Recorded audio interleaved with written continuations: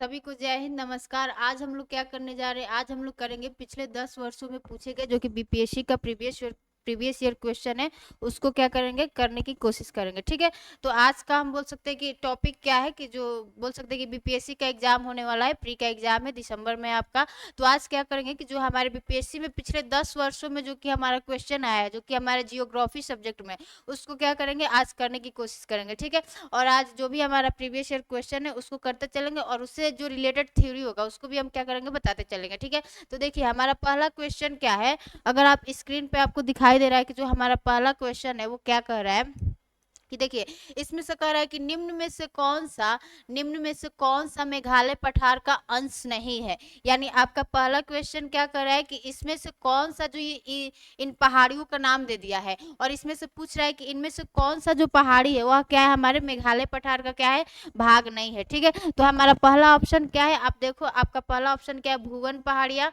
और दूसरा ऑप्शन क्या है, गारो पहाड़िया। तीसरा क्या है, खासी पहाड़िया। चौथा क्या है, जयंतिया पहाड़िया। अगर आप लोगों ने तो इसमें तो सीधा सीधा पता चल रहा है कि जो हमारा गारो है, खासी है, जयंतिया है, ये तीनों ही क्या है, हमारे मेघालय पठार का भाग है। ठीक है। तो इसमें से हमारा पूछा क्या है कि निम्न में से कौन सा मेघालय पठार का अंश नहीं है। तो आपका आंसर क्या होगा, आपका आंसर होगा भुवन की पहाड़ियां। जो हमारी भुवन की पहाड़ियां है वह क्या है, हमारे मिजू हिल्स का क्या है, भाग है। तो ठीक है। तो आपका पहले का आंसर क्या हो जाएगा कि जिसमें से हमारा पहला क्वेश्चन क्या पूछा है कि निम्न में से कौन सा मेघालय पठार का अंश नहीं है।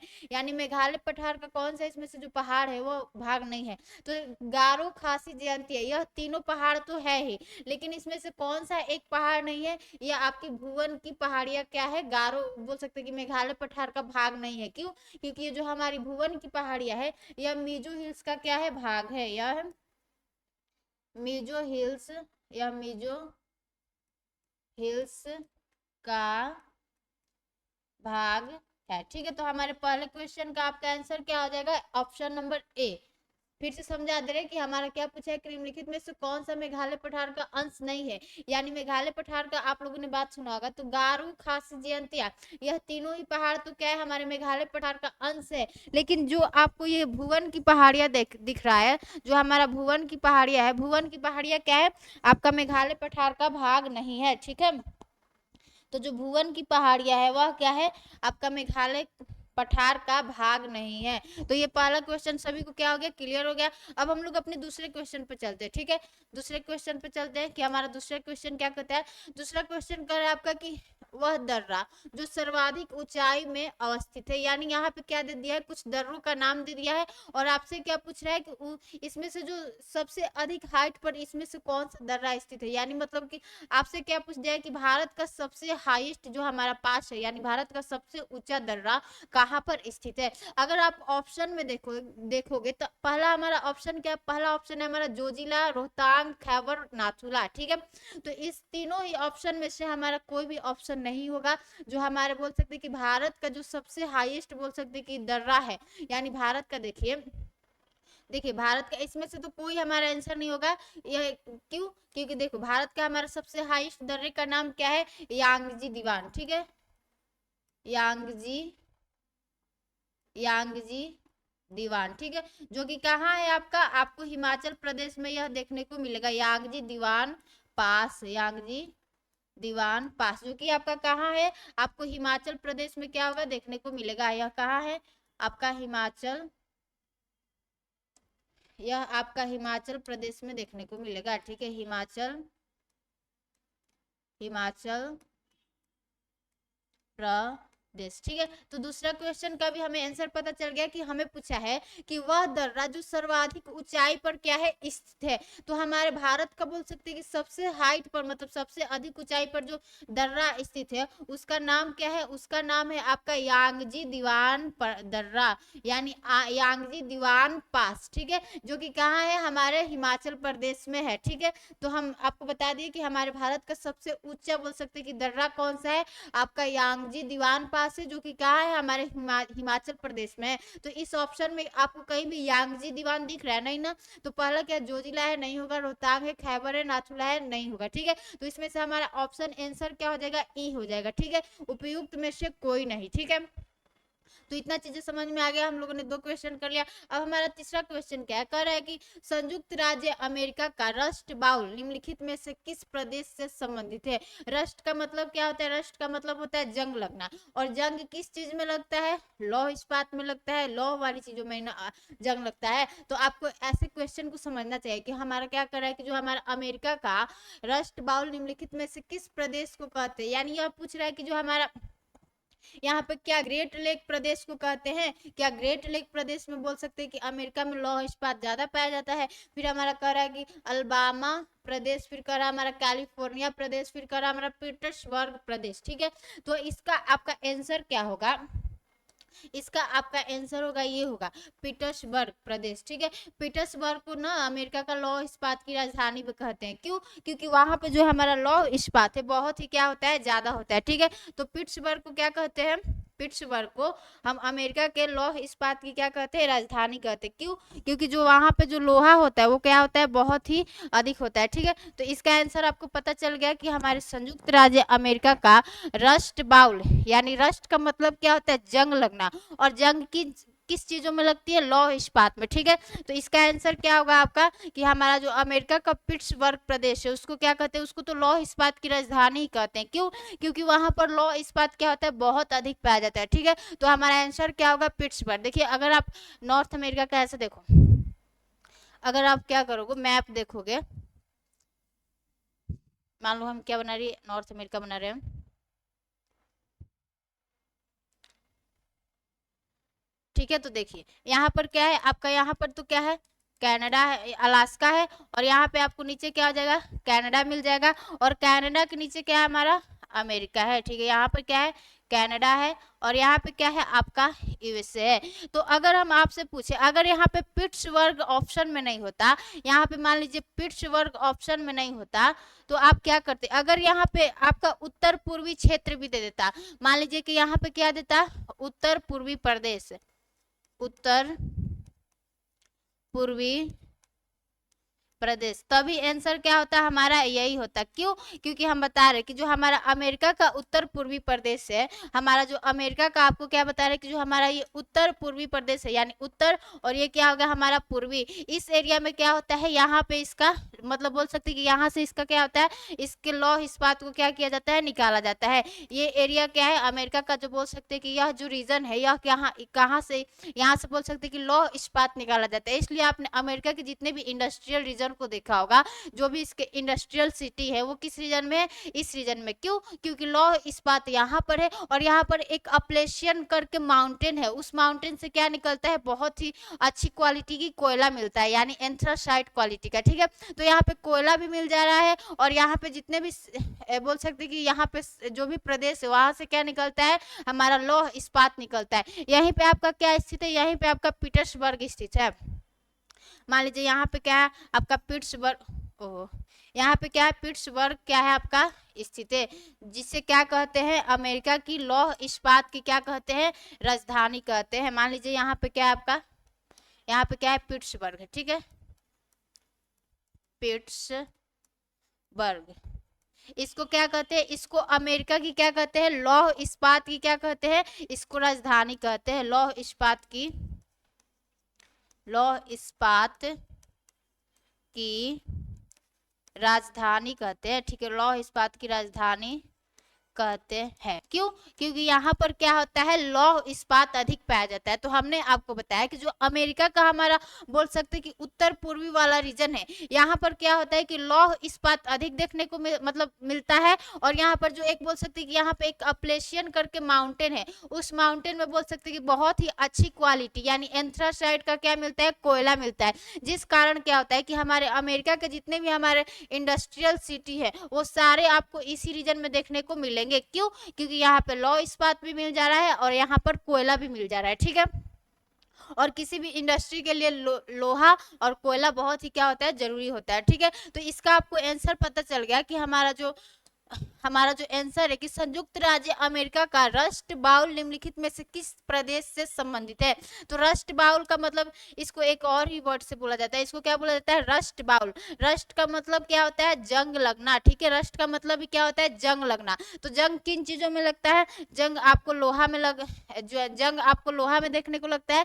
तो हमने आपको बताया कि जो अमेरिका का पिट्सबर्ग प्रदेश है, पिट्सबर्ग प्रदेश को इसकी लौह इस्पात की राजधानी ही कहा जाता है, ठीक है। तो अमेरिका का रस्ट बाउल किसे कहा जाएगा, पिट्सबर्ग को, यानी पिट्सबर्ग प्रदेश को। तो ठीक है, इतना समझ में आ गया। अब हम लोग अगला क्वेश्चन देखते हैं। हाँ, तो देखिए हमारा अगला क्वेश्चन क्या है, कह रहे कि निम्नलिखित में से कौन सा देश भौगोलिक क्षेत्र की दृष्टि से सबसे बड़ा सीमा रहित देश है। सीमा रहित देश का मतलब क्या होगा कि ऐसा कंट्री जो कि अपने मतलब किसी भी देश से क्या करता है, बाउंड्री शेयर नहीं करता है, ठीक है। मान लो ये क्या हो गया, हमारा जापान हो गया, ठीक है। ये क्या हो गया, जापान हो गया। क्या यह किसी भी देश से बाउंड्री शेयर कर रहा है, नहीं ना। तो वही सीमा रहित का मतलब यही होता है, ठीक है। तो इसमें आपका क्वेश्चन क्या है कि निम्नलिखित में से कौन सा देश भौगोलिक क्षेत्र की दृष्टि से सबसे बड़ा क्या है, सीमा रहित देश है। एक तो सीमा रहित है और उसमें भी क्या है, सबसे बड़ा है। तो आपका ऑप्शन जो दिया है इसमें से आपका आंसर क्या होगा, जो हमारा जापान है, जापान बोल सकते हैं कि जो हमारा जापान है, जापान की बोल सकते हैं ना कि सबसे बड़ा सीमा रहित क्या है, देश है, ठीक है। अगर आप इसके ऐसे देखोगे तो ये बहुत सारे छोटे छोटे आइलैंड से मिलकर बना है। यहाँ पे क्या होक्काइडो है, यहाँ पे होन्शु है, यहाँ पे क्या क्यूशु है। तो इसका बोल सकते हैं कि इसका तो सीमा किसी भी देश से नहीं लगता है, तो सीमा रहित। और दूसरा क्या पूछा है कि सबसे क्या है दृष्टि से क्या है, बड़ा है, यानी क्षेत्रफल की दृष्टि से क्या है, सबसे बड़ा है। एक तो क्वेश्चन क्या कर रहा है कि ऐसा कंट्री जो कि सीमा रहित है, यानी जिसका जो बॉर्डर है वो किसी भी कंट्री से नहीं शेयर करता है। और दूसरा क्या क्वेश्चन कर रहा है कि जो सबसे बड़ा है भौगोलिक दृष्टि से क्या है, क्षेत्रफल में सबसे क्या है, बड़ा है। तो आपका आंसर क्या हो जाएगा, जापान हो जाएगा, ठीक है। जापान का जो बोल सकते हैं कि वो बोल सकते हैं कि वो जो एक सीमा रहित एक तो देश है, और इसका जो बोल सकते हैं कि भौगोलिक क्षेत्र की दृष्टि से जो क्या है, यह सबसे बड़ा क्या है, सीमा रहित देश है। तो इतना आपको समझ में आ गया कि हमारा सबसे बड़ा सीमा रहित देश कौन सा है, ठीक है। तो वो क्या होगा, जापान होगा, ठीक है। तो इतना चीजें समझ में आ गई। अब अगला क्वेश्चन देखते हैं। हाँ, तो देखो कितना आसान आसान क्वेश्चन पूछा है। देखो फिर क्या कर रहा है कि निम्न में से किस महाद्वीप में सबसे अधिक देश है, निम्न में से किस महाद्वीप में क्या है, सबसे अधिक देश है। तो सबको पता है कि किसमें है, अफ्रीका में। अफ्रीका में आपको कितने देश है, 54 देश हैं। और हमारे एशिया में कितने हैं, एशिया में कितने हैं, 49 है, ठीक है। और यूरोप में कितने हैं, 51 है। और नॉर्थ अमेरिका का आप कमेंट में बताना कि नॉर्थ अमेरिका में कितने कंट्री है, ठीक है। तो देखो हमारे निम्न में से किस महाद्वीप में सबसे अधिक देश है, तो आपका क्या हो जाएगा, अफ्रीका हो जाएगा, ठीक है। अफ्रीका में कुल कितने कंट्री हैं, हमारे 54 कंट्री है। और एशिया में कितने, 49 है। और यूरोप में कितने हैं, 51 है, ठीक है। तो नॉर्थ अमेरिका का क्या करना है, आपको कमेंट में बताना है कि नॉर्थ अमेरिका में टोटल कितने कंट्री हैं, और साथ ही साथ साउथ अमेरिका में भी, ठीक है। तो ये तो क्वेश्चन सबको इजी लगेगा, क्यों, क्योंकि कंट्री का नाम पूछती है, ठीक है, कि सबसे ज्यादा कंट्री किस महाद्वीप में है। अब देखो अगला हमारा क्वेश्चन क्या कर रहा है कि जो हमारा इल्मेनाइट है, इल्मेनाइट क्या है, एक तरह का धातु है। तो यह कर रहा है कि जो हमारा इल्मेनाइट है, यानी जो हमारा आपका इल्मेनाइट है, जो हमारा इल्मेनाइट है, जो कि भारतीय तटीय रेखा के साथ व्यापक रूप से वितरित है। यानी भारतीय तट रेखा के मतलब क्या हो गया कि जो हमारा ये देखिए, ये क्या हो गया, हमारा भारत हो गया, ये क्या हो गया, हमारा भारत हो गया। तो कह रहा है कि जो हमारा इल्मेनाइट है, इल्मेनाइट आपको कहाँ देखने को मिलेगा, इल्मेनाइट है जो हमारा ये क्या कर रहा है, तटीय क्षेत्रों में क्या होगा, देखने को मिलेगा। तो ये क्या हो गया, हमारा आपका तटीय क्षेत्र हो गया। तो यहाँ पे क्या देखने को मिलेगा, कह रहा है कि यहाँ पे एक इल्मेनाइट देखने को मिलता है, ठीक है। ये क्या हो गया, हमारा तटीय क्षेत्र हो गया। तो इतना तो चीजें समझ में आ रही कि कहाँ, तो भारत के तटीय क्षेत्रों में आपको क्या देखने को मिलेगा, इल्मेनाइट। देखो फिर से पढ़ो कि जो इल्मेनाइट है, इल्मेनाइट जो कि भारतीय तटीय रेखा के साथ व्यापक रूप से क्या है, वितरित है, किसका खनिज है। यानी इसमें से ऑप्शन दे दिया है जो कि हमारा इल्मेनाइट है। तो इसमें से दे दिया है कि हमारा टंगस्टन का है, टाइटेनियम का है, टीन का है, गैलियम का है। तो जो हमारा इल्मेनाइट है वह किसका खनिज है आपका, वह किसका है, आपका टाइटेनियम का है, ठीक है। वह किसका खनिज है, आपका टाइटेनियम का है। ठीक है, तो इतना चीजें समझ में आ रही कि जो हमारा इल्मेनाइट है जो कि भारतीय तटीय रेखा के साथ व्यापक रूप से क्या है, वितरित है। वह पूछा है कि किसका खनिज है, तो किसका खनिज का मतलब क्या हो कि इसमें टंगस्टन का ऑप्शन दिया है, फिर टाइटेनियम दिया है, फिर टिन दिया है, फिर गैलियम दिया है, तो ये किसका बोल सकते हैं कि है, तो ये आपका क्या है, टाइटेनियम का है। ठीक है, तो इल्मेनाइट जो कि भारतीय तटीय रेखा के साथ व्यापक रूप से क्या है, व्यापक रूप से वितरित है, किसका खनिज है, तो किसका खनिज है, आपका टाइटेनियम का है। ठीक है, तो इतना चीजें समझ में आ गई। अगला क्वेश्चन देखते हैं। हाँ देखो, अगला क्वेश्चन क्या कर रहा है कि हमारा निम्नलिखित में से किस देश में सर्वाधिक द्वीप है। अगर आप ऑप्शन के हिसाब से देखोगे तो मतलब इसमें तो हमारा आंसर दूसरा होगा। देखो कि आपका क्वेश्चन क्या कर रहा है कि निम्नलिखित में से किस देश में सर्वाधिक द्वीप है, यानी कौन सा देश है जिस जहां पर ना छोटे छोटे बहुत सारे आइलैंड्स पाए जाते हैं, यानी द्वीप पाए जाते हैं, तो क्या है, हमारा इंडोनेशिया है। ऑप्शन के हिसाब से तो क्या होगा, इंडोनेशिया होगा, लेकिन विश्व में सबसे बोल सकते हैं कि ज्यादा आइलैंड किसके पास है, कनाडा के पास है। ठीक है, पूरे वर्ल्ड में बोल सकते हैं कि आइलैंड किसके पास है, तो कनाडा के पास है। लेकिन यहाँ पे क्या है, हमारा ऑप्शन में कनाडा नहीं दिया है, और यहाँ पे क्या है, इंडोनेशिया है, पहला क्या है हमारा फिलीपींस है, इंडोनेशिया है, मालदीव है, क्यूबा है। तो इन सारे ही ऑप्शनों में हमारा इंडोनेशिया जो है, इंडोनेशिया के पास क्या है, सबसे ज्यादा आइलैंड्स है। ठीक है, तो यहाँ पे लगभग 17,000 क्या है, 17,000 क्या है इसके पास आइलैंड है। ठीक है, इसके पास क्या है, 17,000 क्या है आइलैंड है। ठीक है, और फिलीपींस के पास बोल सकते हैं कि इससे कम ही है, और मालदीव के पास भी कम है, और क्यूबा के पास भी क्या है, तो हमारा इसमें से ऑप्शन क्या होगा, इंडोनेशिया। ठीक है, ये हमारा निम्नलिखित में से किस देश में सर्वाधिक द्वीप है, तो क्या होगा, हमारा इंडोनेशिया होगा। सबको समझ में आ गया कि इसमें हमारा आंसर क्या होगा, इंडोनेशिया होगा। ठीक है, तो देखिए फिर हमारा अगला क्वेश्चन क्या कर रहा है। हाँ देखिए, इसमें से हमारा अगला क्वेश्चन क्या कर रहा है, आप नंबरिंग पे मत जाना, नंबरिंग इधर उधर हो गया। ठीक है, तो देखिए क्या कर रहा है कि हमारा जो निम्नलिखित में से कौन सा विश्व का कहवा पतन के नाम से जाना जाता है। कहवा पतन का मतलब क्या होता है, कहवा को इंग्लिश में कॉफी बोलते हैं, तो कॉफी पोट। ठीक है, तो ये बहुत ही अच्छा क्वेश्चन है, और जिसने भी वर्ल्ड मैप को पढ़ा होगा तो उसमें उन सबको पढ़ाया गया होगा ये सारी चीजें। ठीक है, कि निम्नलिखित में से कौन सा विश्व का कहवा पतन के नाम से जाना जाता है। अब हम लोग ऑप्शन को देख लेते हैं। यहाँ पे क्या, पहला साओ पोलो है, यहाँ पे सैंटोस है, यहाँ पे रियो डी जेनेरियो है, और यहाँ पे ब्यूनस आयरस है। ठीक है, तो इसका जो आंसर होगा, इसका हम आंसर तो आपको बता दे रहे हैं कि इसका आंसर क्या होगा, सैंटोस बंदरगाह होगा। ठीक है, तो जो हमारा सैंटोस है, सैंटोस क्या है कि वह विश्व में सबसे अधिक वहां से क्या होता है, कॉफी का एक्सपोर्ट होता है। क्यों, क्योंकि यहाँ पे इसके ऊपर में एक साओ पोलो ब्राजील में स्थित शहर है, और विश्व में सबसे अधिक बोल सकते हैं कि कॉफी का उत्पादन कहाँ होता है, ब्राजील में होता है। ब्राजील के किस शहर में, साओ पोलो में। देखो यहाँ पे हम आपको वर्ल्ड मैप पे दिखा, साउथ अमेरिका के मैप में दिखा दे रहे हैं कि कहाँ पर स्थित है ये शहर। देखिए ये क्या हो गया, हमारा साउथ अमेरिका हो गया। ठीक है, ये क्या हो गया, हमारा साउथ अमेरिका हो गया आपका, और यहाँ से आप क्या गुजार दो, यहाँ से क्या जा रही है, हमारी इक्वेटर जा रही है। ठीक है, इक्वेटर जा रही है, और यहाँ से क्या जा रही है, हमारी ट्रॉपिक ऑफ क्या जा रही है, देखो। ठीक है, ट्रॉपिक ऑफ, यहाँ पे क्या है, ये हमारी टॉपिक ऑफ कैप्रिकॉन है। तो देखो यहाँ पे जो हम बोल सकते हैं कि हमारा साओ पोलो है, यहाँ पे आपको क्या देखने को मिलेगा, यहाँ पे आपको सैंटोस बंदरगाह देखने को मिलेगा। ठीक है, यहाँ पर क्या है, हमारा सैंटोस बंदरगाह है। ठीक है, यहाँ पे क्या हमारा सैंटोस बंदरगाह, मान लीजिए ये क्या हमारा ब्राजील का एरिया है, तो यहाँ पे आपको क्या देखने को मिलता है, यहाँ पर आपको सैंटोस बंदरगाह देखने को मिलता है। ठीक है, और इसके ऊपर में आपको कौन सा एक शहर है, इसके ऊपर में एक हमारा छोटा सा शहर है, उसको बोलते हैं साओ पोलो। ठीक है, इसको क्या बोलते हैं, साओ पोलो, जो कि क्या है, हमारे विश्व में सबसे ज्यादा कॉफी का यही क्या होता है, उत्पादन होता है विश्व में। यहाँ पे क्या होता है, कॉफी का उत्पादन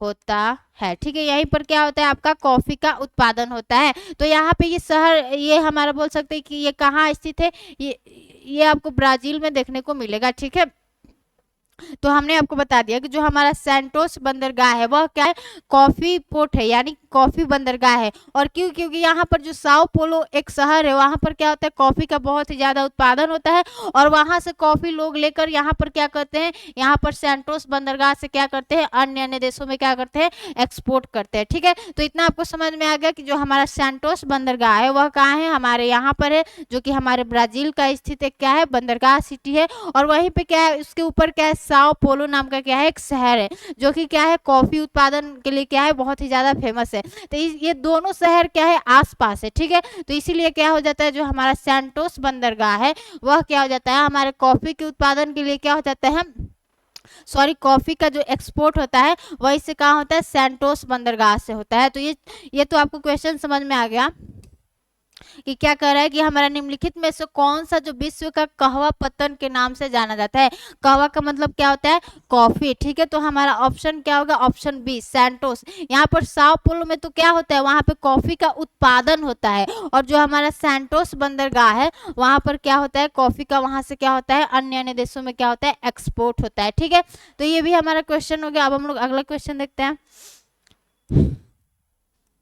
हाँ, तो देखिए इसको एक बोल सकते हैं कि हमारा वर्ल्ड मैप का क्वेश्चन आ गया है कि निम्नलिखित में से किस देश, यहाँ पे देख लीजिए, निम्नलिखित में से किस देश की मृत सागर के साथ भूमि सीमा नहीं है। यानी यहाँ पे क्या है, मृत सागर, यानी यहाँ पे क्या है, मान लीजिए यहाँ पे क्या है, एक डेड सी है। ठीक है, डेड सी, ये मृत सागर, इसमें सागर लिखा है लेकिन ये सागर है नहीं, यह क्या है, एक तरह का क्या है, हमारा लेक है। ठीक है, यह क्या है, एक लेक है, ये नहीं कि सागर लिखा है तो आप इसको सी समझ लो। ठीक है, जो हमारा डेड सी है वह क्या है, एक लेक है।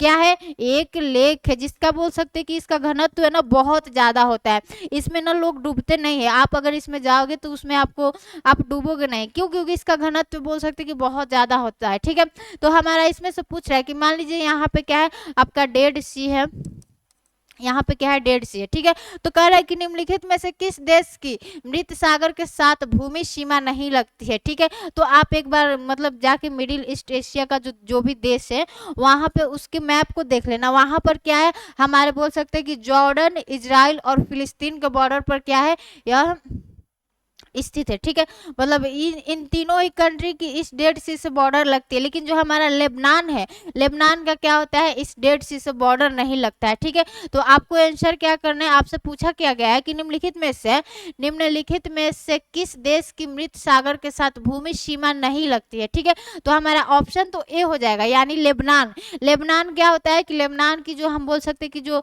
डेड सी से है, जो डेड सी है उससे इसका भूमि सीमा नहीं लगता है। और ये तीनों जो हमारे कंट्री है, जो हमारा जॉर्डन है, इजराइल है और फिलिस्तीन है, इन सबका हमारे डेड सी से क्या होता है, बॉर्डर लगता है। लेकिन लेबनान क्या है, एक ऐसा कंट्री है जिसका डेड सी से बॉर्डर नहीं लगता है। हमने आपको बताया कि डेड सी सागर नहीं है, एक क्या है, झील है।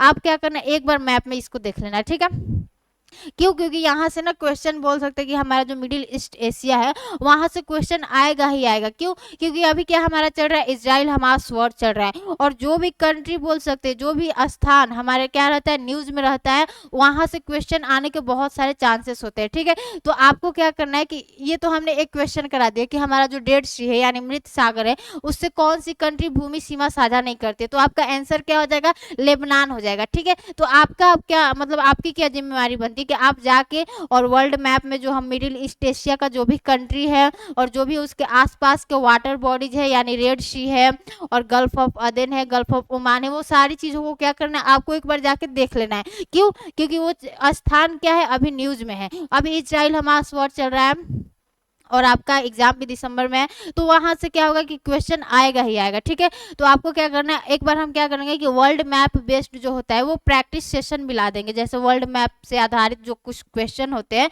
उसका हम क्वेश्चन लाएंगे और फिर उसका प्रैक्टिस करा देंगे। लेकिन आज अभी आप क्या करना है कि हमने तो एक क्वेश्चन करा दिया, लेकिन आपको क्या करना है, अब मिडिल ईस्ट एशिया का जो भी बोल सकते हैं कि मैप है उसको बहुत ही अच्छे से देखना है, उसको एब्जॉर्ब करना है, मतलब चीज़ों को देखो, याद करो, तभी क्या होगी, चीज़ें समझ में आएंगी। तो आप जाके एक बार डेड सी को देख लेना कि डेड सी से कौन कौन सी कंट्री बॉर्डर शेयर करती है और डेड सी से कौन कौन सी कंट्री बॉर्डर नहीं शेयर करती है। ठीक है, तो इसका आंसर क्या होगा कि निम्नलिखित में से किस देश की मृत सागर के साथ भूमि सीमा नहीं होती है। तो इसका आंसर आपका क्या हो जाएगा, लेबनान हो जाएगा। ठीक है, इसका आंसर क्या हो जाएगा, लेबनान होगा।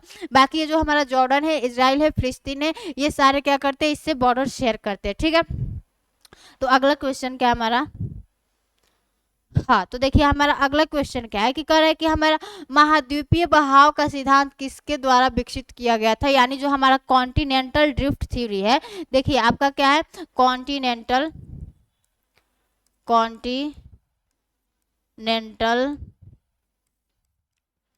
Drift theory. ठीक है, यह क्या पूछ रहा है कि जो हमारा कॉन्टिनेंटल ड्रिफ्ट थ्योरी है उसको किसने दिया था, तो उसको किसने दिया था, ये सबको पता होगा कि उसको किसने दिया था, अल्फ्रेड वैगनर ने। इसको ए वैगनर लिख दिया। ठीक है, तो इसको किसने दिया था, इसको अपने अल्फ्रेड वैगनर ने दिया था। ठीक है, अब कॉन्टिनेंटल ड्रिफ्ट थ्योरी होता क्या है, अल्फ्रेड वैगनर ने कहा क्या था। देखिए अल्फ्रेड वैगनर ने कहा था ना कि जो हमारे सातों आज महाद्वीप जो कि ऐसे दिख रहे हैं वह क्या थे ना, पहले कालांतर में यानी बहुत पहले समय में क्या हुआ करते थे, एक ही महाद्वीप का क्या हुआ करते थे, भाग हुआ करते थे। ठीक है, इन्होंने कहा कि जो हमारे आज सातों कॉन्टिनेंट्स हैं, Africa, Asia, Europe, north America, south America, वो ऑस्ट्रेलिया, ये सब जितने भी हमारे सातों कॉन्टिनेंट्स है वो पहले क्या हुआ करते थे, एक ही महाद्वीप का भाग हुआ करते थे, जिसको इन्होंने क्या नाम दिया था, इन्होंने कहा उसका नाम दिया था, उसका नाम इन्होंने पेंजिया रखा। ठीक है,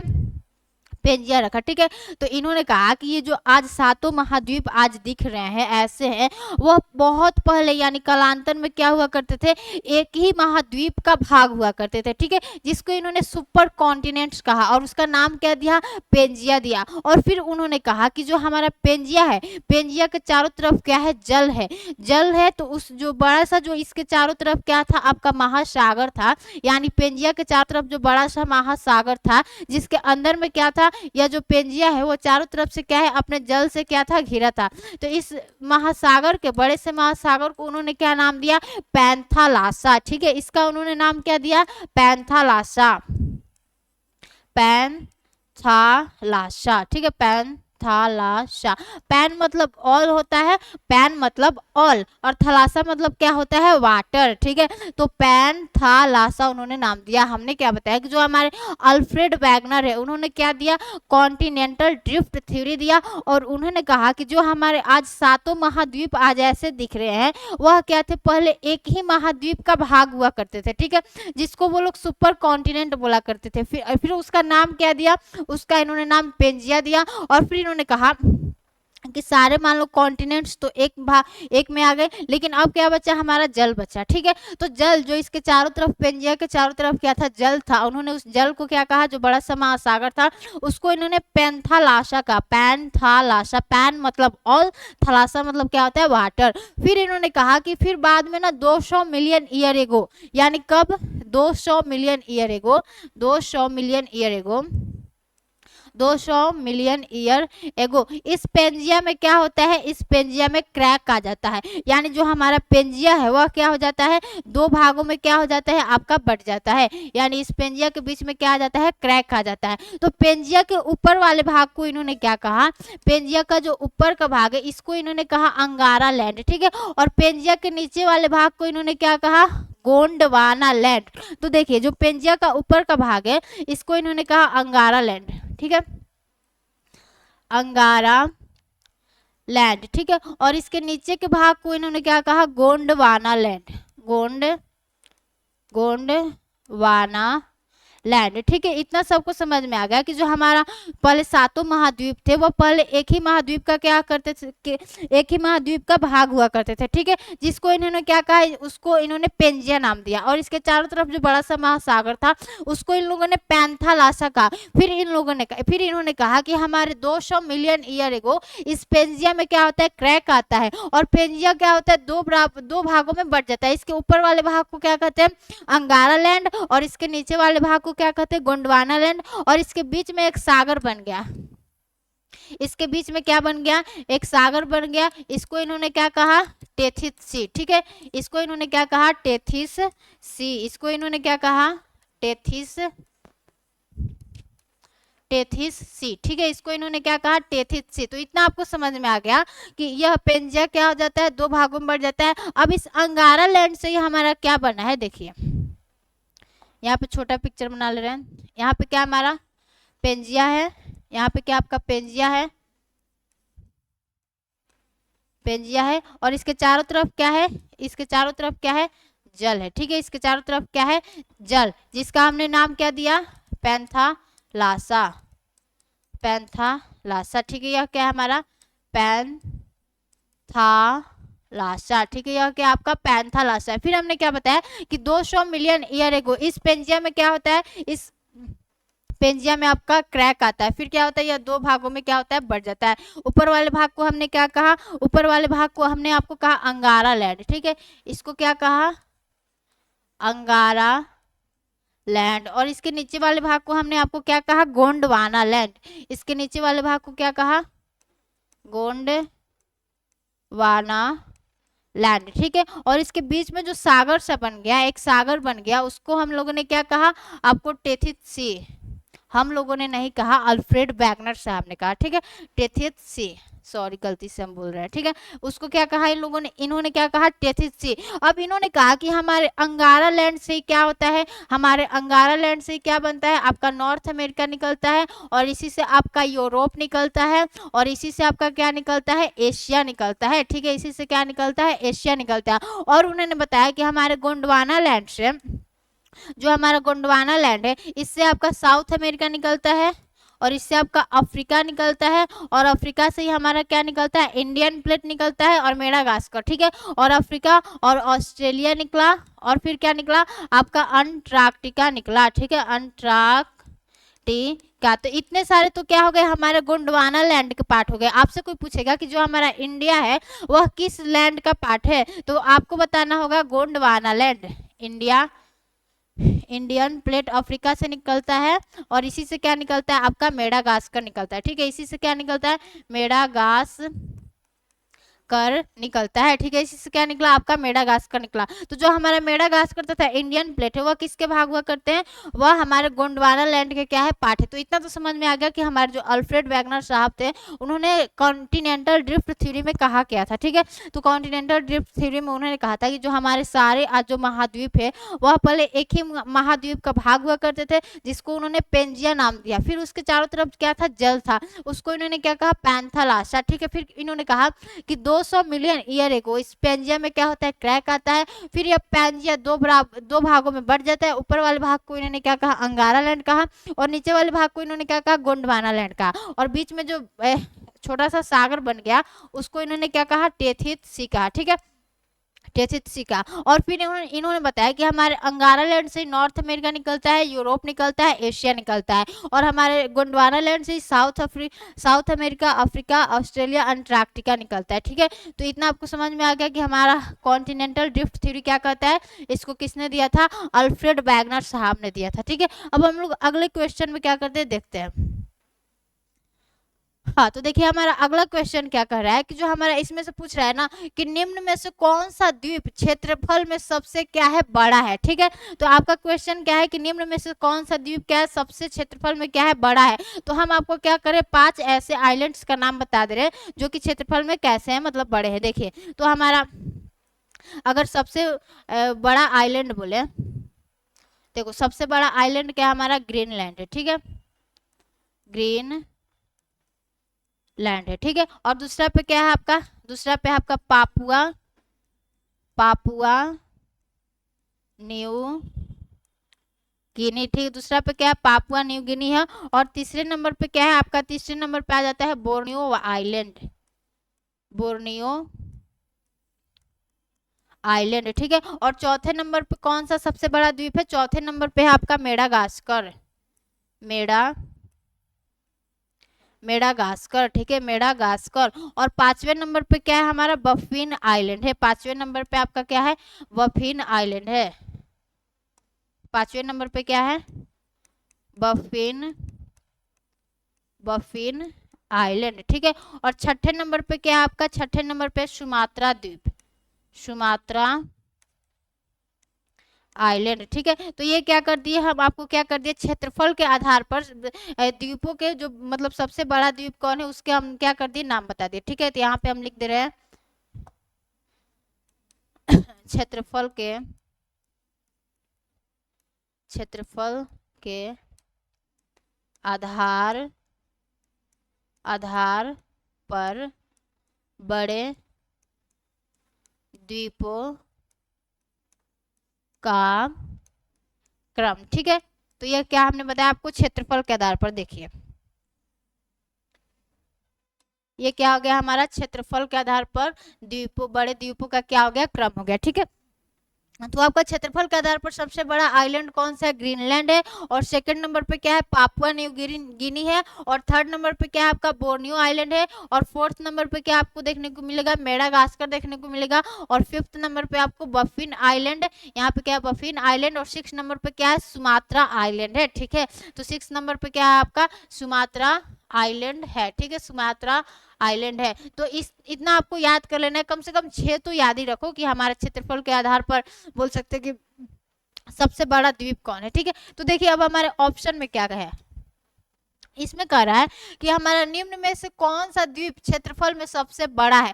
तो इन पांचों में हम देख लेते हैं कि जो हम लिखवाए थे उसमें से कौन कौन सा ऑप्शन है। आपका सुमात्रा क्या है, या सबसे छवा सा क्या है, छवा बड़ा क्या है आइलैंड है। और ये कितने नंबर पे है, ये फोर्थ नंबर पे है। और ये हमारा ग्रेट ब्रिटेन का क्या है, 6 में से नाम दिखा नहीं ना, तो ये क्या है हमारा, बोर्नियो क्या है हमारा तीसरे नंबर, मतलब इस ऑप्शन में क्या है कि जो हमारा बोर्नियो है क्या है, सबसे बड़ा आइलैंड है क्षेत्रफल के आधार पर। इस ऑप्शन के अनुसार अगर देखो, ये सुमात्रा से भी, मेडागास्कर से भी और ग्रेट ब्रिटेन से भी क्या है, बड़ा है। क्यों, क्योंकि जो हमारा बोर्नियो है वो थर्ड नंबर पे है। ठीक है, तो इसमें से आपका क्या हो जाएगा कि निम्न में से कौन सा द्वीप क्षेत्रफल में सबसे बड़ा है, यानी हमारा आंसर क्या होगा, बोर्नियो होगा। ठीक है, बोर्नियो होगा, बोर्नियो। देखिए हम आपको क्या लिखवा दिए कि जो हमारा फर्स्ट नंबर पर सबसे बड़ा द्वीप कौन सा है, हमारा ग्रीनलैंड है। और सेकंड नंबर पे क्या है हमारा, पापुआ न्यू गिनी है। और थर्ड नंबर पे क्या है, बोर्नियो है। ठीक है, और चौथे नंबर पे क्या है, मेडागास्कर है। फिर पांचवें नंबर पे बफिन आइलैंड है। और सिक्स नंबर पे क्या है हमारा, सुमात्रा आइलैंड है। ठीक है, और आगे का जो आपको अगर मन है कि हम 7 8 9 10 तक याद करें तो और आगे आप देख लेना। ठीक है, अब हमारा अगला क्वेश्चन क्या है, हाँ इसमें से देखिए ये क्वेश्चन पूछ रहा है कि तेल के कोष सबसे ज्यादा किस देश के में है, यानी जो हम बोल रहा है कि जो क्रूड ऑयल है, यानी जो कच्चा तेल है, कच्चे तेल का रिजर्व सबसे किस देश के पास है। ठीक है, तो इसमें क्या होगा हमारा, जो इसमें कच्चे तेल का अगर हम पूछे तो रिजर्व किसके पास है, तो जब सबसे ज्यादा हमारे बोल सकते कि दुनिया में कच्चा तेल किसके पास है, वेनेजुएला के पास है। वेनेजुएला के पास कच्चा तेल तो है, वेनेजुएला क्या हमारा साउथ अमेरिका का एक कंट्री है। देखो वेनेजुएला के पास बोल सकते हैं कि क्रूड ऑयल रिजर्व है, लेकिन कच्चा तेल तो है, लेकिन इसके पास बोल सकते हैं ना कि वैसी टेक्नोलॉजी नहीं है जिससे यह क्या कर सके, यह क्रूड ऑयल को क्या कर सके, मतलब ज्यादा से ज्यादा उसको रिफाइनरी करके बेच सके। क्योंकि इसकी जो इकोनॉमी है वो क्या है, कमजोर।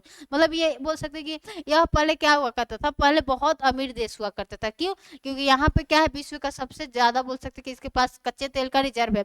लेकिन यहाँ पर क्या होता है कि यह क्या कर देता है, यहाँ पर क्या करता है, यहाँ पर एक समय पे महंगाई आती है, तो यह क्या यह नहीं, यहाँ पे क्या मतलब यहाँ पे एक बोल सकते हैं कि मंदी आता है, तो यह मंदी से बचने के लिए क्या करता है कि नोटों को छापना स्टार्ट कर देता है।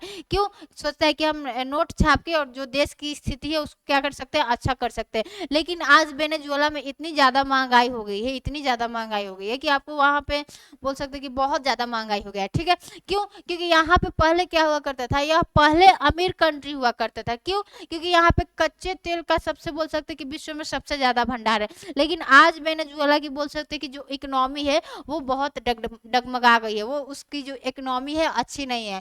लेकिन फिर भी क्या बोल सकते हैं कि इसके पास कच्चा तेल का सबसे क्या है, दुनिया में सबसे क्या है, ज्यादा भंडार है। ठीक है, तो आपका आंसर क्या होगा कि तेल के कोष में, यानी जो हमारा कच्चे तेल का रिजर्व है, तो सबसे ज्यादा किस कंट्री के पास है, वेनेजुएला के पास है। तो फर्स्ट पे तो आपका वेनेजुएला है, लेकिन हम लोग सेकंड पे देख लेते हैं कि सेकंड पे कौन सी कंट्री है।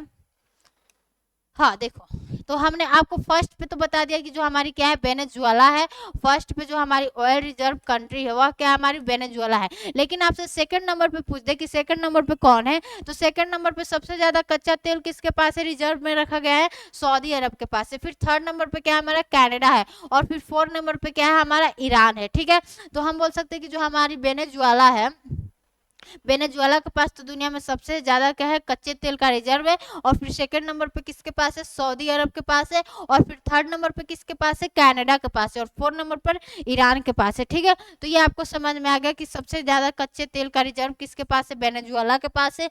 और फिर किसके पास है, सऊदी के पास है।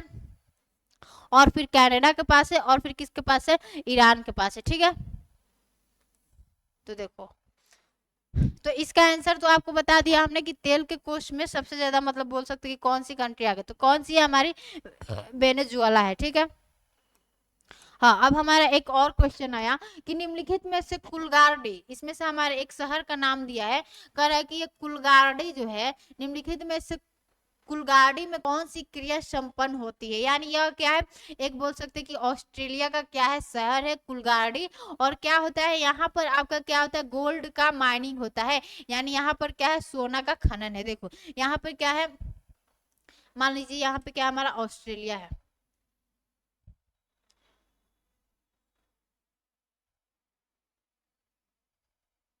ये क्या होगी हमारी ऑस्ट्रेलिया हो गई। तो जो आपको कुलगाड़ी शहर देखने को मिलेगा, यहाँ पे क्या हो गया है, यहाँ पे क्या है कुलगाड़ी नाम का शहर है। इसका नाम क्या है, कुल गार्डी। ठीक है, इसका नाम क्या है, कुलगाड़ी। तो यहाँ पे जो बोल सकते कि यहाँ पर क्या होता है, यहाँ पर गोल्ड माइंस है। ठीक है, यहाँ पर क्या है, सोने की खदान है, गोल्ड माइंस है। ठीक है, गोल्ड माइंस। अगर हम आपको ऑस्ट्रेलिया का बताएं तो ऑस्ट्रेलिया का बोल सकते कि ये जो टू थर्ड पार्ट है, यानी जो ऑस्ट्रेलिया का इधर का टू थर्ड पार्ट है, यहाँ पर क्या पाया जाता है, यह क्या है एक पठारी रीजन है। तो जहां पर भी पठार पाए जाएंगे वहां पर क्या पाया जाएगा, खनिज पाया जाएगा। ठीक है, तो हम बोल सकते हैं कि ऑस्ट्रेलिया का जो टू थर्ड पार्ट है, यानी 2/3 हिस्सा क्या है, इसका क्या है पठारी एरिया है। और इस रीजन में आपको, ऑस्ट्रेलिया के इस रीजन में क्या देखने को मिलेगा, ऑस्ट्रेलिया के इस रीजन में आपको पर्वत देखने को मिलेगा, ग्रेट डिवाइडिंग रेंज। ठीक है, और अब और ऑस्ट्रेलिया के इस रीजन में आपको क्या देखने को मिलेगा, प्लेन एरिया देखने को मिलेगा। ठीक है, यहाँ पे ये जो हमारा बीच का एरिया है ऑस्ट्रेलिया का, यह क्या है, इसका प्लेन एरिया है, प्लेन एरिया है। ठीक है, तो हमने आपको बताया कि जो हमारा ऑस्ट्रेलिया का 2/3 भाग है वहां पर क्या पाया जाता है, यहाँ पर यह क्या हमारा पठारी रीजन है। अब जहां पर भी पठार पाया जाता है वहां पर तो खनिज मिलेंगे ही मिलेंगे। तो वही यहाँ पर एक हमारे इसी रीजन में क्या है, कुलगाड़ी नाम का क्या है एक शहर है, जो कि क्या है यहाँ पर सोने का क्या होती है, यहाँ पर सोने की खदान पाई जाती है। यहाँ से क्या होता है, गोल्ड का मतलब सोने को निकाला जाता है। ठीक है, तो कुलगाड़ी कहाँ है, आपको ऑस्ट्रेलिया में देखने को मिलेगा। और यह किस लिए फेमस है, गोल्ड माइंस के लिए। ठीक है, तो देखो कुलगाड़ी में कौन सी क्रिया संपन्न होती है, तो सोना वहां पे क्या होता है, वहां से सोना निकाला जाता है। ठीक है, सोना। ठीक है, अब देखो, अब हमारा अगला क्वेश्चन क्या कर रहा है कि निम्नलिखित सागरों में, यानी देखिए यह क्या कह रहा है कि हमारा बोल सकते हैं कि निम्नलिखित सागरों में से किसमें औसत लवणता सर्वाधिक है। यानी ये सागर का नाम दे दिया है, काला सागर, पीला सागर, भूमध्य सागर, मृत सागर। अब इसमें से आपको पूछ रहा है कि इनमें से सबसे अधिक इसकी जो सैलिनिटी है इसमें से किस सागर की है। ठीक है, यानी लवणता आपको इसमें से किस सागर की सबसे अधिक देखने को मिलेगी। तो देखो हमारा पहला ऑप्शन क्या है, काला सागर है यानी ब्लैक सी है। और दूसरा क्या हमारा पीला सागर यानी येलो सी है। और तीसरा क्या हमारा भूमध्य सागर यानी मेडिटेरियन सी है। और चौथा क्या हमारा मृत सागर। तो हम आपको बोल सकते हैं कि कुछ ऐसे सागर का नाम बता दे रहे जिसकी लवणता क्या है सबसे, विश्व में क्या है सबसे अधिक है। तो अगर आपसे कुछ देखो यहाँ पे हम क्या बता रहे हैं, सैलिनिटी, सैलिनिटी यानी लवणता। ठीक है, लवणता। ठीक है, यानी सैलिनिटी। तो देखिए सैलिनिटी अगर आपसे कोई पूछे कि विश्व में सबसे अधिक सैलिनिटी किसकी है, तो देखिए यहाँ पे हम, तो अगर आपसे कोई पूछे कि विश्व में सबसे अधिक सैलिनिटी किसकी है, तो विश्व में सबसे अधिक जो हमारा एक बोल सकते हैं कि सबसे अधिक लवणता किसका है, तो एक तुर्की में कौन सा लेक स्थित है, एक तुर्की में वार्न लेक स्थित है। ठीक है, तुर्की की वार्न लेक, वन लेक की क्या है लवणता, क्या है विश्व में सबसे अधिक है। इसकी लवणता कितना है 330 पीपीटी, पार्ट्स पर थाउजेंड। इसको पीपीटी को क्या बोलते हैं पार्ट्स पर थाउजेंड, पार्ट्स पर थाउजेंड। ठीक है, तो आपसे कोई पूछे कि विश्व में सबसे अधिक लवणता किसकी है, तो आपका ऑप्शन, आपका आंसर क्या होगा कि विश्व में सबसे अधिक लवणता किसकी है वॉन लेक की है। कितनी है 330 पीपीटी है। और दूसरे नंबर पर किसकी है, दूसरे नंबर पर आपकी मृत सागर की है। ठीक है, दूसरे नंबर पर किसकी है मृत सागर की है। इसको इंग्लिश में क्या बोलते हैं, इसको इंग्लिश में आपको डेड सी बोलते हैं, इंग्लिश में डेड सी बोलते हैं। ठीक है, डेड सी की क्या है विश्व में दूसरे नंबर पर क्या है लवणता सबसे क्या है अधिक है। इसका लवणता आपको कितना देखने को मिलेगा, इसकी लवणता कितनी है 238 पीपीटी। ठीक है 238 पीपीटी। और फिर तीसरे नंबर पर सबसे अधिक लवणता किसका है, तीसरे नंबर पर सबसे अधिक लवणता आपका है साल्ट लेक। साल्ट लेक कहाँ है आपका अमेरिका कंट्री, अमेरिका में है। ठीक है, यानी यूएसए में। ठीक है, साल्ट लेक की लवणता कितनी है, इसकी लवणता आपको 220 पीपीटी देखने को मिलेगा। ठीक है, और फिर क्या जाता है हमारा, फिर आ जाता है हमारा आपका रेड सी, फिर आपका रेड सी आ जाता है, रेड सी। और फिर क्या आ जाता है पांचवें नंबर पे मेडिटेरियन सी आ जाता है। ठीक है, रेड सी। और रेड सी का कितना होता है, रेड सी का आपका 41 पीपीटी होता है, 41 पीपीटी। ठीक है, और इसका कितना है 37 पीपीटी। ठीक है, तो इतना आपको लवणता याद करना है कि सबसे, अगर मतलब इतना तो नहीं ये भी याद रखोगे तो 3 तक आपने आपको याद रखना है क्या कि हमारे विश्व में सबसे अधिक जो बोल सकते हैं कि सैलिनिटी है यानी लवणता किस झील की पाई जाती है, तो वो क्या हमारी वॉन लेक है। ठीक है, इसकी लवणता कितनी 330 पीपीटी यानी पार्ट्स पर थाउजेंड। और दूसरे नंबर पे क्या हमारा डेड सी है यानी मृत सागर। तीसरे नंबर पे क्या हमारा साल्ट लेक है, फिर चौथे नंबर पर रेड सी, पांचवें नंबर पर क्या हमारा मेडिटेरियन सी है। तो हमारा ऑप्शन क्या है इसमें, आपको दूसरे नंबर पे ही तो क्या है हमारा मृत सागर है। फर्स्ट नंबर पे अगर वन लेक दिया होता तो मतलब वन लेक अगर ऑप्शन में दिया होता तो वही क्या होता हमारा आंसर होता, लेकिन यहाँ पे क्या दिया है आपका मृत सागर क्या दिया है, दिया है। तो इसका आंसर क्या हो जाएगा आपका डेड सी। इसकी सैलिनिटी कितनी होती है, इसकी सैलिनिटी 238 पीपीटी होती है। अब सैलिनिटी मतलब होता क्या यानी लवणता, यानी महासागरों में क्या होती है लवणता क्या होती है। तो देखो एक हम आपको क्या बता दे रहे कुछ बात बता दे रहे कि अगर किसी भी जल का, अगर किसी भी जल का मान लो 0 से 5 पीपीटी तक क्या है उसकी सैलिनिटी है, तो उसको क्या बोलते हैं हम लोग, उसको फ्रेश वाटर बोलते हैं। ठीक है, इसको क्या बोलेंगे फ्रेश वाटर, इसको क्या बोलेंगे फ्रेश वाटर। ठीक है, और अगर लवणता, अगर लवणता क्या हो जाए 5 से क्या हो जाए 35 पीपीटी तक हो जाए, अगर 5 से क्या हो जाए 5 से 35 पीपीटी के क्या है बीच में है, तो इसको क्या बोलते हैं, इसको बोलते हैं हम लोग ब्रैकिश वाटर। इसको क्या बोलते हैं, इसको बोलते हैं ब्रैकिश, ब्रैकिश, ब्रैकिश वाटर। इसको क्या बोलते हैं हम लोग ब्रैकिश वाटर बोलते हैं। ठीक है, और अगर सैलिनिटी, अगर आपकी जो सैलिनिटी है वह 35 पीपीटी से भी क्या हो जाती है अधिक हो जाती है, अगर आपकी जो सैलिनिटी है वह क्या हो जाए आपकी 35 पीपीटी से भी क्या हो जाए अधिक हो जाए, तो उसको क्या बोलते हैं, उसको हम लोग बोलते हैं सलाइन वाटर यानी लवणीय जल। ठीक है, उसको क्या बोलते हैं सलाइन, सलाइन वाटर। तो हमारा ऑप्शन मतलब हमारे क्वेश्चन में क्या था कि इनमें से सबसे अधिक लवणता किसकी है। तो मान लो अगर किसी भी जल का, अगर मान लीजिए किसी भी जल का क्या है जो लवणता है 0 से 5 पीपीटी तक है यानी पार्ट्स पर थाउजेंड तक है, तो वह क्या है फ्रेश वाटर उसको माना जाएगा। और अगर किसी जल की लवणता 5 से 35 पीपीटी के बीच में है तो उसको ब्रैकिश वाटर बोलते हैं। ठीक है, और अगर किसी भी मतलब सागर की लवणता 35 पीपीटी से क्या है अधिक है या 35 पीपीटी तक है, तो उसको क्या बोलते हैं हम लोग सलाइन वाटर बोलते हैं यानी लवणीय झील, जो कि हमारे पीने लायक नहीं होता है। ठीक है, तो इतना आपको समझ में आ गया।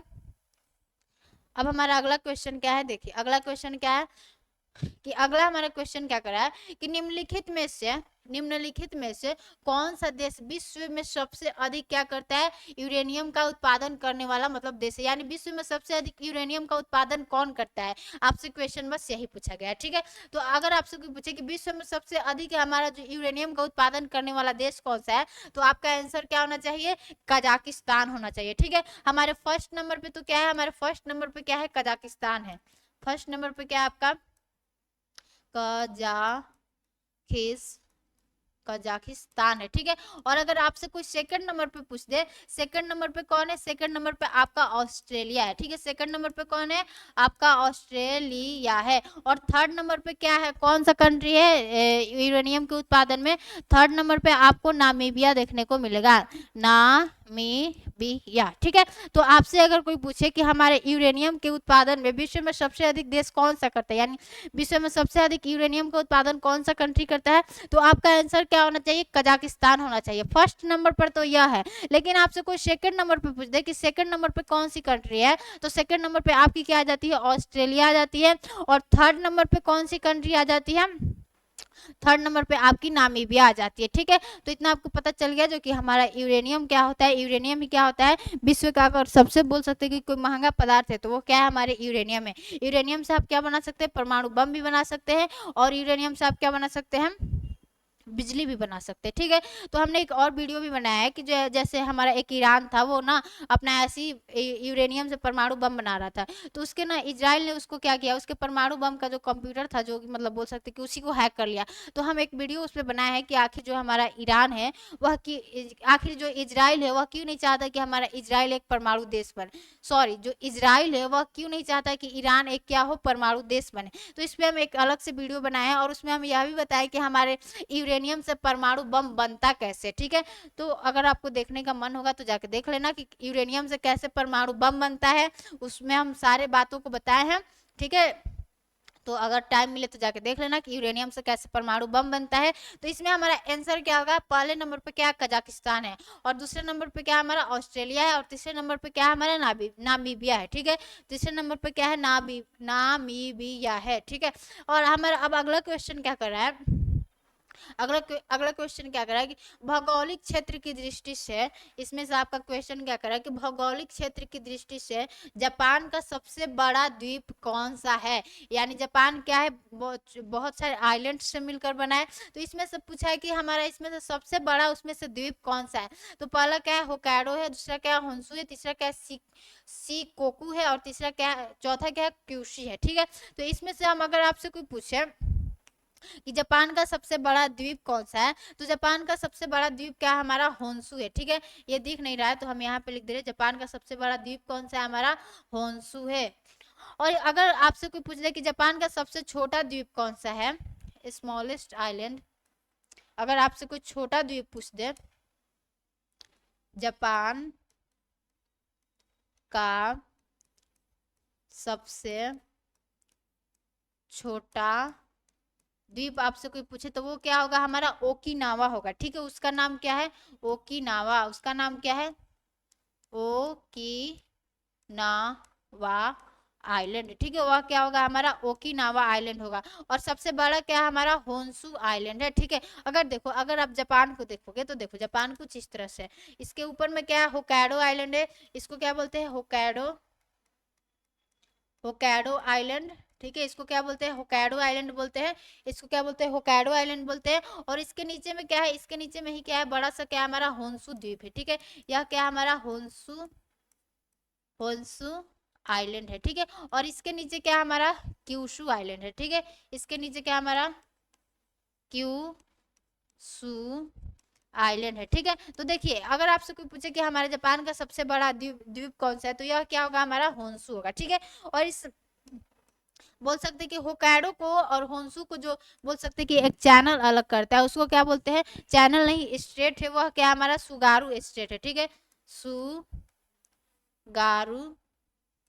स्टेट। ठीक है, वह क्या हमारा सुगारू स्टेट है। और जापान ने क्या किया है, इस सुगारू स्टेट के बीच में ही क्या कर दिया है, बुलेट ट्रेन को चला दिया। ठीक है, इस सुगारू स्टेट के बीच से क्या जाती है, हमारी बुलेट ट्रेन जाती है, पानी के अंदर से बुलेट ट्रेन जाती है। ठीक है, इसी के अंदर से क्या चलती है, हमारी बुलेट ट्रेन चलती है। तो इतना आपको समझ में आ गया कि जो हमारा होकाइडो है और होन्शु दोनों जो आइलैंड है, इन दोनों को कौन सा स्टेट अलग करता है, तो सुगारू स्टेट अलग करता है। और इस सुगारू स्टेट के बीच भी हमारा जापान बुलेट ट्रेन चला दिया। ठीक है, तो जापान का सबसे बड़ा आइलैंड कौन सा, हमारा होन्शु हो गया। और अगर आपसे कोई पूछे कि इसका सबसे छोटा द्वीप कौन सा है, तो ओकिनावा है। ठीक है, अब अगला क्वेश्चन देखते हैं।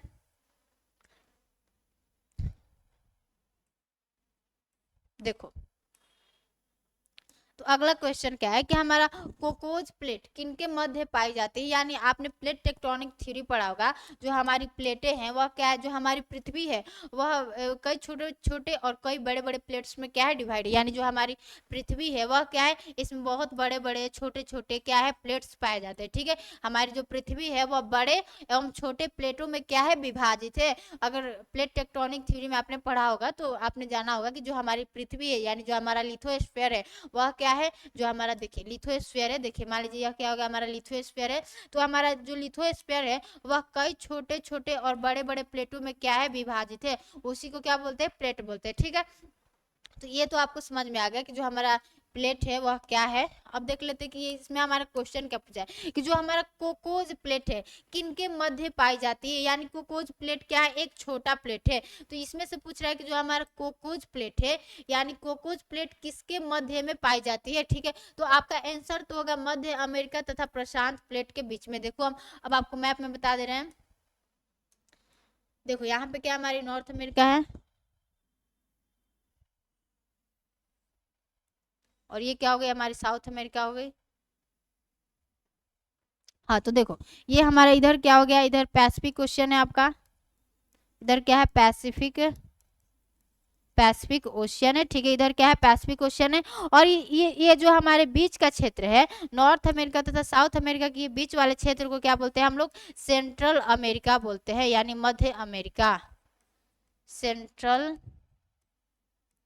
Central America. ठीक है, इसको क्या बोलते हैं, सेंट्रल अमेरिका बोलते हैं। और ये जो हमारा पैसिफिक ओशियन है, यही क्या है, हमारा पैसिफिक प्लेट है। और यहीं पर हमारा क्या स्थित है, यहीं पे आपका देखने को मिलेगा कोकोज प्लेट। ठीक है, यहाँ पर आपको क्या देखने को मिलेगा, कोकोज प्लेट, कोकोज प्लेट। ठीक है, यहीं पे क्या आपको देखने को मिलेगा, कोकोज प्लेट। आप मैप में जाके एटलस में देख लेना कि जो हमारा कोकोज प्लेट है वह क्या हो गया, अब यहाँ पे क्या है कोकोज प्लेट है, तो यह क्या हो गया, पैसिफिक ओशियन हो गया। और ये जो हमारा पूरा एरिया बोल सकते हैं, यह क्या हो गया, हमारा सेंट्रल अमेरिका हो गया। तो यह किसके बीच में है, यह पैसिफिक ओशियन तथा सेंट्रल अमेरिका का क्या है, बीच में हमारा क्या, कोकोज प्लेट। ठीक है, ये जो हमारा नॉर्थ अमेरिका तथा साउथ अमेरिका की ये जो दोनों बोल सकते हैं कि दोनों कॉन्टिनेंट का जो एक ऐसा हिस्सा है, इसको क्या बोलते हैं, इसको सेंट्रल अमेरिका बोलते हैं। ठीक है, तो यह क्या हो गया, हमारा सेंट्रल अमेरिका हो गया। और यह क्या हो गया, हमारा पैसिफिक प्लेट हो गया। ठीक है, और इसी दोनों के बीच में क्या पाया जाता है, हमारा कोकोज प्लेट पाया जाता है। ठीक है,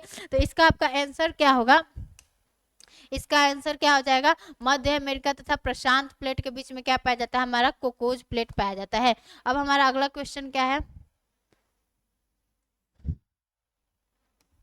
हाँ देखो अगला क्वेश्चन क्या कर रहा है कि वह देश जो विश्व में रेशम का सबसे बड़ा उत्पादक देश है, तो बोल रहा है कि विश्व में सबसे बड़ा रेशम का उत्पादन करने वाला देश कौन सा है, विश्व में अगर सबसे,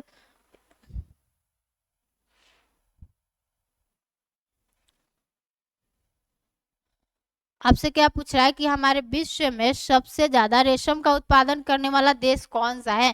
तो आपने वो चाइना का सिल्क रूट सुना होगा, सिल्क रूट यानी चाइना में पहले क्या होता था, प्राचीन काल से क्या होता है, वहां पर रेशम बहुत ज्यादा होता है। तो इसका आंसर क्या होगा, हमारा चीन होगा। ठीक है, कि वह देश जो विश्व में रेशम का सबसे बड़ा उत्पादक है, तो कौन सा देश है, हमारा चीन है। चीन में प्राचीन काल से ही वहां पर क्या एक सिल्क रूट भी क्या था, फेमस था। अब उसी सिल्क रूट को अब चाइना अभी क्या उसका नाम दे दिया है, बीआरआई दे दिया, यानी बेल्ट एंड रोड इनिशिएटिव। ठीक है, उसका बीआरआई जो प्रोजेक्ट है वह अपने मतलब व्यापार को बढ़ाने के लिए क्या कर रहा है, अपने विश्व के अलग अलग देशों में क्या कर रहा है, रोड बना रहा है, रेलवे बना रहा है। तो वही क्या है, उसका बीआरआई प्रोजेक्ट है, यानी बेल्ट एंड रोड इनिशिएटिव। तो अगर आपसे कोई पूछे कि विश्व में रेशम का उत्पादन सबसे बड़ा कौन सा कंट्री, मतलब सबसे ज्यादा कौन सा कंट्री करता है, तो वह क्या हो जाएगा, हमारा चीन हो जाएगा। ठीक है, अब देखो हमारा अगला क्वेश्चन क्या है, अगला क्वेश्चन कर रहा है कि मान लीजिए कि संयुक्त राज्य अमेरिका को छोड़कर यानी यूएसए को छोड़कर विश्व के निम्न देशों में से कौन सा देश कच्चे तेल का सर्वाधिक उत्पादन करता है। पहले हमने क्वेश्चन में क्या पढ़ा था कि सबसे अधिक रिजर्व किसके पास है, यानी सबसे अधिक जो बोल सकते हैं कि रिजर्व बोल सकते हैं कि रिजर्व किसके पास है। और यहाँ पर क्या पूछ रहा है कि सबसे अधिक विश्व में सबसे अधिक जो तेल है वो यूज कौन करता है, मतलब कि कौन इसका उत्पादन ही कौन इसका प्रोड्यूस ज्यादा करता है, यानी प्रोड्यूसर सबसे ज्यादा कौन है। तो पहले नंबर पे क्या है, अमेरिका है, और सेकंड नंबर पे क्या आ जाता है आपका सऊदी अरब आ जाता है। ठीक है, तो हमने आपको ऑयल रिजर्व के बारे में बताया कि ऑयल रिजर्व में फर्स्ट पर नंबर पर कौन है, हमारी वेनेजुएला है, और सेकंड नंबर पे क्या हमारी सऊदी अरब है, और थर्ड नंबर पे क्या था, कनाडा था, और फोर्थ नंबर पे क्या था हमारी वो फोर्थ नंबर पे क्या था हमारा, ईरान था। वो क्या थे हमारे ऑयल रिजर्व थे। ठीक है, लेकिन यहाँ पे आपसे क्वेश्चन पूछा है कि ऑयल प्रोड्यूसर में यानी ऑयल को सबसे ज्यादा प्रोड्यूस कौन करता है, यानी इन सारे देशों के पास तो कच्चा तेल है, लेकिन अमेरिका क्या करता है, अमेरिका बोल सकते कि वर्ल्ड में सबसे ज्यादा ऑयल का प्रोड्यूस करता है। क्यों, क्योंकि वह क्या करता है, अन्य अन्य देशों से विश्व में जितने भी जहां पर भी जिस भी कंट्री में तेल पाया जाता है वहां पर क्या करता है, वहां से उनके यहाँ से तेल को लेता है और अपने कंट्री में क्या करता है, लाता है, और फिर उसको रिफाइनरी द्वारा रिफाइन करके और अन्य देशों को क्या करता है, बेचता है। तो सबसे ज्यादा रिजर्व तो मतलब ऑयल का वेनेजुएला के पास है, और सेकंड नंबर पर किसका है, सऊदी अरब के पास है।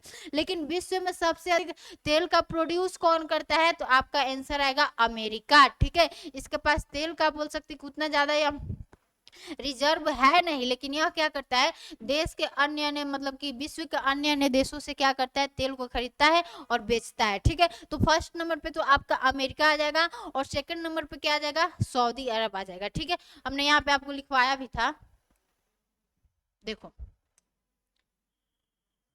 ये तो रिजर्व वाला है। हाँ देखो कि हमारा top 5 crude oil producer country, यानी जो कच्चे तेल का क्या करती है, प्रोड्यूस करती है। तो फर्स्ट नंबर पे क्या आ जाता है, हमारा अमेरिका आ जाता है, और सेकंड नंबर पे क्या आ जाता है, सऊदी अरब आ जाता है, और थर्ड नंबर पे क्या आ जाता है, रशिया आ जाता है, फोर्थ नंबर पे कनाडा, और फिफ्थ नंबर पे क्या आ जाता है, इराक आ जाता है। ठीक है, फिफ्थ नंबर पे क्या आपका इराक है। तो ये क्या है, हमारे ऐसे कंट्री जो कि हमारे क्रूड ऑयल का प्रोड्यूस करते हैं, यानी प्रोड्यूसर है। तो प्रोड्यूसर में फर्स्ट पे कौन आ जाएगा, अमेरिका आ जाएगा। लेकिन आपसे रिजर्व पूछे कि रिजर्व सबसे किस ज्यादा मतलब जो कच्चे तेल का रिजर्व है वो किस कंट्री के पास है विश्व में सबसे ज्यादा, तो किसके पास है, वेनेजुएला के पास है। ठीक है, तो इतना आपको आज का मतलब समझ सकते हैं कि आज का जो भी क्वेश्चन है हम उम्मीद करते हैं कि क्या होगी, आपको समझ में आ गई होगी। और आप क्या करना, प्रीवियस ईयर क्वेश्चन को बहुत ही अच्छे से देखना, और इससे क्या होता है ना कि आपको एक आइडिया मिल जाता है कि कहाँ से क्वेश्चन पूछे जा रहे हैं और हमें किन टॉपिक को करके जाना रहता है। तो प्रीवियस ईयर क्वेश्चन करने का बस यही एक फायदा होता है कि प्रीवियस ईयर क्वेश्चन तो आपको करना ही करना रहता है, क्योंकि जब तक आप चीज़ों को पढ़ते हो और जब तक आप कोई क्वेश्चन नहीं करते हो तो क्या होता है कि आप कुछ सही नहीं कर पाते हो। ठीक है, तो आपको क्या करना रहता है, प्रीवियस ईयर क्वेश्चन हमेशा करना चाहिए, सारे सब्जेक्ट्स का करना चाहिए। आज तो हमने इतने सारे क्वेश्चन को कराया, और फिर अगर मतलब आप लोग बोलेंगे कि मैम इसका पार्ट 2 भी ला दीजिए जो कि हमारा और क्वेश्चन हो जाए, तो हम उसको भी ला देंगे। ठीक है, तब तक के लिए जय हिंद, नमस्कार।